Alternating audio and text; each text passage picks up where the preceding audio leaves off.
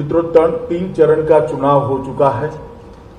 हम चौथे चरण में कल चुनाव में मतदाता अपना अपना वोट कास्ट करेंगे। मैंने जैसे पहले बता चुका हूं, तीनों चरण में भारतीय जनता पार्टी को अप्रत्याशित समर्थन बंगाल की जनता का मिला है। हमारे एक आकलन के हिसाब से 63 से 68 सीट, 63 to 68 सीट के बीच में भारतीय जनता पार्टी इस 3 चरण के अंदर जीत रही है। मित्रों, और तृणमूल कांग्रेस का फ्रस्ट्रेशन उनके व्यवहार से, उनके भाषणों से, उनकी बातचीत से स्पष्ट रूप से दिखाई पड़ता है। जिस प्रकार की टिप्पणी ममता दीदी ने सुरक्षा बलों के लिए की है, मुझे आश्चर्य है कि सार्वजनिक जीवन में मेरा बहुत लंबा समय गया है, मैंने ऐसी टिप्पणी कभी नहीं देखी। कोई राज्य की मुख्यमंत्री और राजनीतिक दल की अध्यक्षा अगर ये कहती है कि सीएपीएफ का आप घिराव कर लो, उनको घेर लो, रोक लो, मैं नहीं ऐसा दृश्य मेरे राजनीतिक जीवन में देखा है। ये क्या कहना चाहती है? लोगों को अराजकता की ओर ले जा रही है, चुनाव को शांतिपूर्ण ढंग से समाप्त नहीं होने देना उनका उद्देश्य है, या फिर हर बार की तरह रेगिंग से चुनाव जीतने का उद्देश्य है? मैं इनकी बात को नहीं समझ सकता। और वो बार बार आरोप लगा रही है कि गृह मंत्रालय के इशारे पर सीएपीएफ चुनाव को डिस्टर्ब कर रहा है। दीदी को मैं एक कॉमन सेंस की बात बताना चाहता हूं कि सीएपीएफ जब चुनाव के काम में लगते हैं तब गृह मंत्रालय का कंट्रोल नहीं होता है। पैरामिलिट्री फोर्सेस पर कंट्रोल चुनाव आयोग का होता है। इतनी सादी सीधी बात भी अगर उनको मालूम नहीं है तो मैं मानता हूं कि उनकी बौखलाहट बहुत बड़ी हो गई। हमारे कार्यकर्ताओं पर लगातार हमला होना, हमारे प्रदेश अध्यक्ष दिलीप घोष पर विगत 2-3 दिनों में ही हमला हुआ। कल भवानीपुर में पुलिस स्टेशन के अंदर हमारे कार्यकर्ता बैठे थे, तब उन पर हमला हुआ। और इस हमले के खिलाफ तृणमूल कांग्रेस के एक भी नेता की खंडन की टिप्पणी नहीं है। ये लोग मुख इशारा कर रहे हैं, मौन इशारा कर रहे हैं कि आप करिए। सार्वजनिक जीवन में इतना तो एक आम बात होती है कि किसी भी हिंसा, किसी भी प्रकार की हिंसा होती है, किसी भी राजनीतिक दल के कार्यकर्ताओं पर हिंसा होती है, सभी लोग इसकी निंदा करते हैं, भर्त्सना करते हैं। मुझे लगता है कि इससे भी तृणमूल कांग्रेस अपना आपा खो बैठी है। जिस प्रकार से इन्होंने माइनॉरिटी वोटर्स को अपील की है कि एकजुट हो जाइए और तृणमूल कांग्रेस के लिए वोट करिए, वो बताता है शायद उनके माइनॉरिटी वोट भी अब धीरे धीरे धीरे धीरे धीरे उनसे खिसक रहे हैं, कहीं और जा रहे हैं, और ये डर भी उनको सता रहा है। वरना इस प्रकार की अपील किसी भी मुख्यमंत्री के मुंह से, किसी भी पार्टी के अध्यक्षा के मुंह से मैं नहीं मानता कि ये उचित है। इस प्रकार के काम करने की बजाय दीदी को चाहिए कि हार के कारणों का एनालिसिस करें। बंगाल की जनता क्यों इनके खिलाफ है, उसका उनको एनालिसिस करना चाहिए। दीदी, बंगाल की जनता आपके खिलाफ है क्योंकि कानून और व्यवस्था की परिस्थिति पूर्णतया चरमरा गई है। बंगाल की जनता आपके इसलिए खिलाफ है कि यहां पर घुसपैठ बेरोक टोक आपने होने दी है। अब तो कलकत्ता में बैठे हुए बंगाली बाबू को भी चिंता है कि 10 साल के बाद कलकत्ता की क्या स्थिति होगी, घुसपैठ अगर इसी तरह से चलती रही। बंगाल की जनता इसलिए आपके खिलाफ है। लाखों करोड़ों जो शरणार्थी आए हैं बांग्लादेश से, उनको नागरिकता देने का कानून मोदी जी लेकर आए। सीएए, अब सीएए का विरोध कर रही है, इसलिए हमारे बंगाल के मतदाता आपके खिलाफ है। तुष्टीकरण की आपकी जो राजनीति रही, इसके लिए बंगाल की जनता आपके खिलाफ है। दुर्गा पूजा में मूर्ति का विसर्जन करने के लिए कोर्ट की सहायता लेनी पड़ती है, सर्कुलर होते हैं, कुछ एरिया में सरस्वती पूजा नहीं होती। किस प्रकार का शासन आपने बंगाल को दिया है, इसको जरा पीछे मुड़कर देखिए। इंफ्रास्ट्रक्चर का खस्ता हाल, इंडस्ट्रियल डेवलपमेंट में जीरो डेवलपमेंट, बेरोजगारी चरम सीमा पर, महिला सुरक्षा के सारे पैरामीटर्स ऊंधे मोह गिरे हुए हैं। सब प्रकार के महिलाओं के खिलाफ के अपराध में 1 से 5 नंबर के अंदर बंगाल खड़ा है। टोलबाजी, सिंडिकेट और भ्रष्टाचार अपनी सभी सीमाएं लांघ गया है। कोल माफिया और गौ तस्करी करने वालों के साथ तृणमूल के पदाधिकारी और वरिष्ठ से वरिष्ठ नेताओं की साठगांठ पर्दाफाश हो चुका है। अब किस आधार पर बंगाल की जनता से बंगाल का वोट मांगना चाहती हैं? ढेर सारी जन कल्याण की योजनाएं जो मोदी जी ने बंगाल के लिए भेजी, उसको आप नीचे नहीं पहुंचने देती है। चाहे आयुष्मान भारत की योजना हो, चाहे प्रधानमंत्री जी ने किसानों के लिए 6,000 रुपया प्रति साल भेजा है, उसकी योजना हो, चाहे ग्रामीण सड़क बनाने की प्रधानमंत्री ग्रामीण सड़क योजना का विस्तार हो, चाहे रेलवे के एक्सपांशन की बात हो, हर चीज में आपने अड़ंगा लगाया है। राजनीतिक दृष्टिकोण से मोदी जी लोकप्रिय न हो जाए, इसके भय से बंगाल के विकास को धीरा करने का काम, रोकने का काम आपने कहा है। और इसी का कारण है कि आज बंगाल के सर्वदूर कहीं पर भी जाइए, सुंदरवन में जाइए, जंगल महल में जाइए, दक्षिण बंगाल में जाइए, उत्तर बंगाल में जाइए, चाहे राजवंशियों के जाइए, चाहे गोरखाओं के अंदर जाइए, चाहे नाम शूद्र के अंदर जाइए, हर प्रकार के बंगाल के वोटर आज भारतीय जनता पार्टी का समर्थन करते हुए दिखाई पड़ते हैं। और कई विशिष्ट लोग भारतीय जनता पार्टी में जुड़े हैं। इतना नहीं, पहली बार चुनाव लड़ने का साहस भी किया है। मैं साहस शब्द इसलिए प्रयोग करता हूं कि उनकी फितरत में चुनाव लड़ना नहीं था। कभी वो चुनाव लड़ने के अपने जीवन में सोचे भी नहीं होंगे, परंतु बंगाल की स्थिति देखकर उनको भी लगता है कि अब समय आ गया है, उनको भी आगे आने पड़ेगा अगर बंगाल को बचाना है। कई सारे ऐसे लोग हैं, अर्थशास्त्री अशोक लाहिड़ी जी, वैज्ञानिक गोवर्धन दास, लेफ्टिनेंट जनरल सुब्रतो शाह, हमारे वरिष्ठ लेखक और पत्रकार स्वपन दास गुप्ता, इस प्रकार के कई लोग बंगाल के आज भारतीय जनता पार्टी के साथ जुड़े हैं। और बंगाल का जो डिटोरिएशन हुआ है वो हर पैरामीटर में दिखाई पड़ता है। प्रति व्यक्ति आय में 22वें स्थान पर भारत में है। सकल राज्य घरेलू उत्पादन की वृद्धि में 31वें स्थान पर है। राजस्व की वृद्धि, रेवेन्यू की इंक्रीज में वो 10वें स्थान के नीचे है। उद्योग क्षेत्र के GSVA में 20वें स्थान पर है। और देश में जो कंट्रीब्यूशन बंगाल का GDP में 30% था, वो घटता 3.3% पर आ गया है। यही बताता है कि बंगाल की स्थिति कितनी खराब है।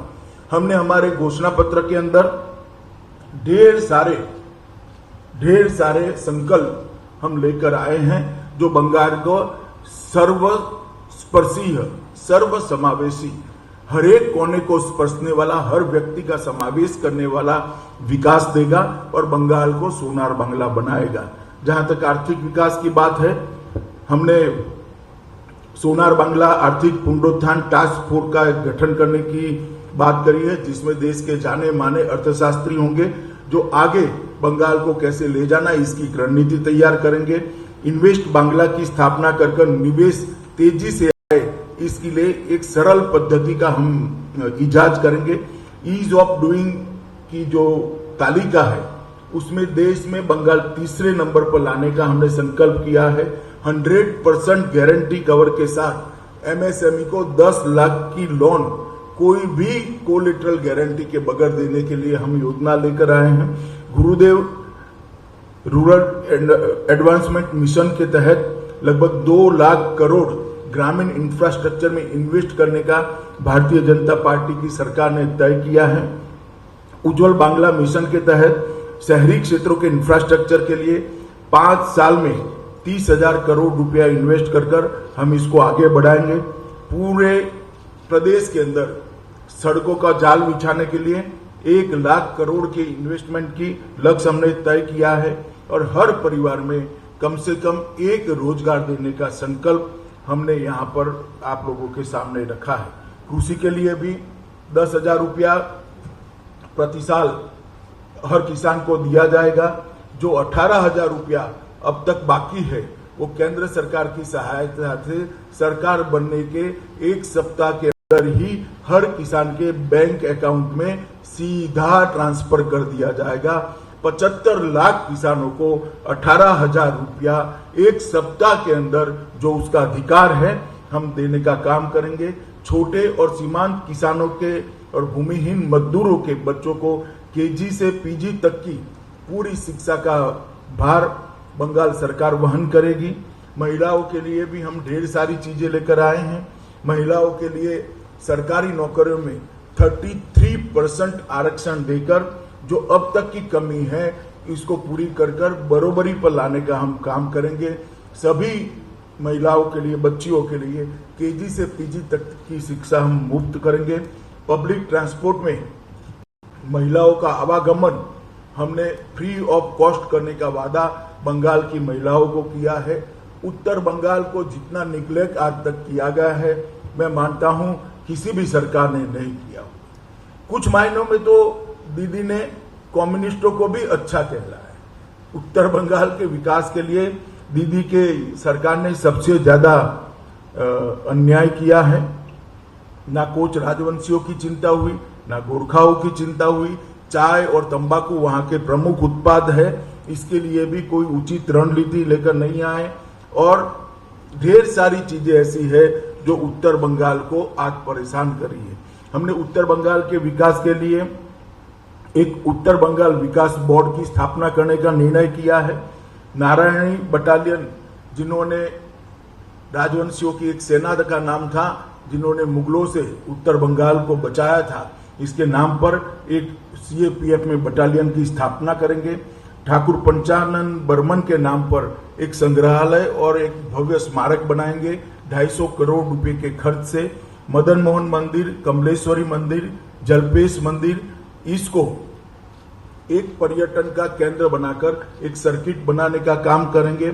बहादुर वीर चिला रॉय के सम्मान में कूच बिहार में एक पैरामिलिट्री ट्रेनिंग सेंटर की स्थापना करेंगे। उत्तर बंगाल में एक केंद्रीय विश्वविद्यालय, सेंट्रल यूनिवर्सिटी बनाई जाएगी। उत्तर बंगाल में एक एम्स बनाया जाएगा और कलकत्ता और सिलीगुड़ी के बीच में नेताजी सुभाष चंद्र बोस 700 किलोमीटर का रोड का निर्माण कर उत्तर बंगाल को कलकत्ता के साथ जोड़ने का हम काम करेंगे। बागडोगरा हवाई अड्डे को अंतर्राष्ट्रीय हवाई अड्डे के रूप में परिवर्तित करेंगे। सिलीगुड़ी में मेट्रो की सेवा शुरू करेंगे। सिलीगुड़ी में एक आईटी पार्क की स्थापना होगी। उत्तर बंगाल में अन्नदाता मेगा फूड पार्क की स्थापना करेंगे। एक चाय पार्क भी निर्माण करेंगे। इसके अंदर विशेष रूप से 100 करोड़ रुपए की लागत से चाय के औषधीय गुणों का रिसर्च करने का काम होगा। हर्बल दवाइयों के निर्माण के लिए भी एक हर्बल फार्मा पार्क की स्थापना करेंगे और गोरखा उपजातियों को अनुसूचित जनजाति की रूप में मान्यता देने के लिए भी हम काम करेंगे। एक भव्य गोरखा स्वतंत्र सेनानी संग्रहालय दार्जिलिंग में बनाएंगे। राजवंशी भाषा को बढ़ावा देने के लिए राजभोगी भाषा को स्कूलों में कक्षा 10 तक के पाठ्यक्रम में स्थापित करेंगे और जितने भी चाय बागान, सिनिकोना गार्डन और फॉरेस्ट विलेज और डीआई के निवासी है उनको पट्टा देकर जमीन के हम मालिक बनाएंगे। हमने कलकत्ता की स्थिति को सुधारने का भी संकल्प किया है। आज तक कलकत्ता पर 10 साल के अंदर जस का तस जैसे कम्युनिस्ट छोड़कर गए थे वैसा ही रखा है। एक जमाने में सिंगापुर के डेवलपमेंट का मॉडल कलकत्ता का हुआ करता था।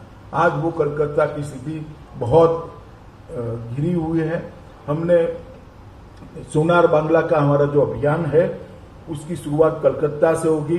सिटी ऑफ जॉय को हम सिटी ऑफ जॉय तो रहेगा ही रहेगा, बाद में सिटी ऑफ फ्यूचर में भी उसको कन्वर्ट करने का हम काम करेंगे।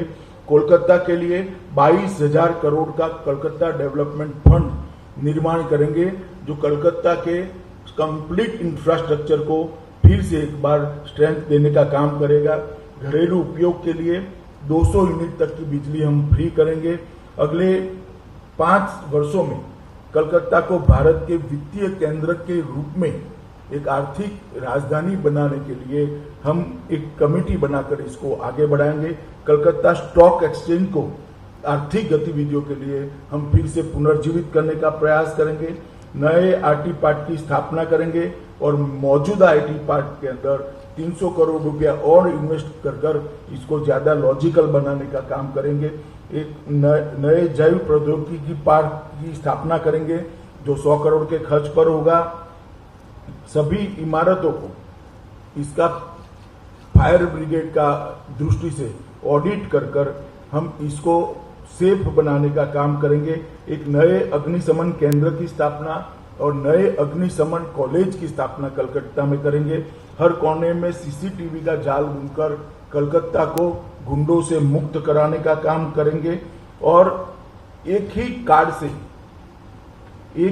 से मेट्रो, लोकल ट्रेन और बसों के लिए एकीकृत परिवहन कार्ड लॉन्च करेंगे, जो काफी बड़ी मात्रा में कलकत्ता के निवासियों की परेशानी को कम करेगा। 10 बहुमंजिला पार्किंग स्थान का हम निर्माण करेंगे। 1500 करोड़ के खर्च से स्वच्छ कलकत्ता का एक फंड बनाएंगे। 1000 करोड़ की लागत से रानी रासमती नदी विकास परियोजना लाएंगे। हुगली रिवर फ्रंट की आधुनिक बनाकर एक सुंदर व्यवस्था वहां पर करेंगे। कालीघाट में आदि गंगा नदी को पुनर्जीवित कर उसको कचरे डालने से प्रतिबंध लगाकर फिर से एक बार गौरव देने का काम करेंगे। 10 मॉक टावर की स्थापना करेंगे और कलकत्ता को प्रतिष्ठित यूनेस्को हेरिटेज सिटी में शामिल करने के लिए हम पूरा प्रयास करेंगे। बंगाल की संस्कृति के लिए भी बातें तो बहुत करी है, मगर दीदी के शासन में जितना हास बंगाल की संस्कृति का हुआ है शायद ही कभी हुआ होगा। मैं इनकी बातों में जाना नहीं चाहता। हम एक विजन लेकर, एक दृष्टि लेकर आए हैं। नोबेल प्राइज की तर्ज पर टैगोर प्राइज और ऑस्कार की तर्ज पर सत्यजीत रे अवार्ड कलकत्ता में बंगाल सरकार शुरू कर उसको अंतर्राष्ट्रीय प्रतिष्ठा दिलाने का काम करेगी। 11,000 करोड़ के सोनार बांग्ला फंड से कलकत्ता को देश की सांस्कृतिक राजधानी बनाने का हम काम करेंगे। गुरुदेव सेंटर फॉर कल्चर एक्सीलेंस की स्थापना कर बंगाली संस्कृति को बढ़ावा देने के लिए पूरे देश और विदेश में एक एक्सचेंज का कार्यक्रम शुरू करेंगे। गंगा सागर मेले को अंतर्राष्ट्रीय पहचान देने के लिए 2500 करोड़ का फंड हम रिजर्व कर इसको अंतर्राष्ट्रीय पहचान देंगे। पुरोहित कल्याण बोर्ड की स्थापना कर 3,000 रुपया मासिक हर पुरोहित को देने का काम करेंगे। चैतन्य महाप्रभु आध्यात्मिक संस्थान बनकर बंगाल की विरासत को नए सिरे से पुनर्जीवित करने का हम प्रयास करेंगे। नेताजी को सम्मानित करते हुए देश भर में नेताजी और आजाद हिंद फौज की ऐतिहासिक यात्रा का प्रदर्शन करने के लिए 1,000 करोड़ का फंड हम बनाएंगे। संयुक्त राष्ट्र संघ में बंगाली भाषा को आधिकारिक भाषाओं में से एक भाषा के रूप में मान्यता देने के लिए हम प्रयास करेंगे। सरकारी दस्तावेजों, आदेशों और पत्र व्यवहार में बांग्ला भाषा को हम अनिवार्य करेंगे। राज्य भर में टेक्निकल एजुकेशन, मेडिकल एजुकेशन और लीगल प्रोफेशन के एजुकेशन को बांग्ला माध्यम में पढ़ाई की हम पूरी व्यवस्था करेंगे, जिससे बांग्ला भाषा में भी बच्चे पढ़ सकें। कोलकाता में एक विश्व स्तरीय सोनार बांग्ला संग्रहालय का हम निर्माण करेंगे। 60 वर्ष से अधिक उम्र के कीर्तनकारों को 3,000 की मासिक पेंशन देंगे। एक आर्टिस्ट ट्रीट का आयोजन करेंगे। बंगाली फूड फेस्टिवल का आयोजन देश भर में और दुनिया भर में करेंगे। 3 दिवस का त्योहार बांग्लार आलो का आयोजन करेंगे और सुभाष चंद्र बोस, ईश्वर चंद्र विद्यासागर बंकिम चंद्र चट्टोपाध्याय, रास बिहारी बोस और महर्षि अरविंदो जैसे बंगाली नायकों के नाम पर एजुकेशन चेयर देश भर की सभी यूनिवर्सिटियों में और कुछ अंतर्राष्ट्रीय यूनिवर्सिटियों में भी बनाने का काम करेंगे और 1000 करोड़ के कोष के साथ बंगाली कलाकार कल्याण बोर्ड की भी हम स्थापना करेंगे। मित्रों, अंत में मैं इतना ही कहना चाहता हूं कि भारतीय जनता पार्टी इस चुनाव के अंदर सिर्फ ममता दीदी का शासन ठीक नहीं है, वहां से नहीं रुकती। ममता दीदी का शासन ठीक नहीं है, ये तो हम उजागर इसलिए करना चाहते हैं क्योंकि हम चाहते हैं कि बंगाल की जनता तक सच्ची बात पहुंचे। परंतु इसके साथ साथ भारतीय जनता पार्टी की सरकार बनने के बाद कलकत्ता के विकास के लिए, उत्तर बंगाल के विकास के लिए, बंगाल की संस्कृति के लिए और बंगाल के समग्र विकास के लिए हम क्या करेंगे, इसका भी एक रोड मैप लेकर हम बंगाल की जनता के सामने आए हैं। 3 चरण का चुनाव हो गया है। सुरक्षित बंगाल के लिए मैं सभी मतदाताओं को अपील करता हूं कि सुरक्षित बंगाल के लिए आप बाकी के 5 चरणों में भी भारतीय जनता पार्टी के पक्ष में भारी मतदान करिए। विकसित बंगाल के लिए भी भारतीय जनता पार्टी के पक्ष में भारी मतदान करिए और सोनार बांग्ला के निर्माण के लिए भी भारतीय जनता पार्टी के पक्ष में भारी मतदान करिए। घुसपैठियों की समस्या के निराकरण के लिए वो केवल और केवल भारतीय जनता पार्टी कर सकती है, ना कम्युनिस्ट कर सकते हैं, ना कांग्रेस कर सकती है, ना ममता दीदी कर सकती है। यही ममता दीदी है जिन्होंने घुसपैठियों के खिलाफ उनके नाम मतदाता सूची से कटवाने के लिए 3 बार पार्लियामेंट को डिस्टर्ब किया था। आज वही ममता दीदी उनकी संरक्षक बनी है। कैसे कैसे लोग बदलते हैं, मैं तो सोच भी नहीं सकता। यही ममता दीदी है जो एक जमाने में कहती थी कि सीएपीएफ को भेजे, यहां पर चुनाव में रेगिंग हो रही है। वही ममता दीदी आज कह रही है कि सीएपीएफ रेगिंग कर रही है।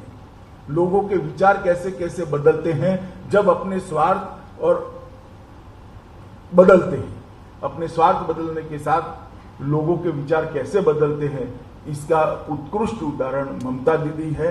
मैं आज फिर से एक बार इस बात पर बाहर से कहना चाहता हूं कि भारतीय जनता पार्टी की सरकार बनेगी तो सभी शरणार्थियों को सिटीजनशिप अमेंडमेंट एक्ट के तहत भारत की नागरिकता देकर हम उनको सम्मानित भी करेंगे, उनका पुनर्वसन भी करेंगे और हमारे साथ गौरव के साथ अपना जीवन यापन कर सके, इस प्रकार की स्थिति में लाएंगे।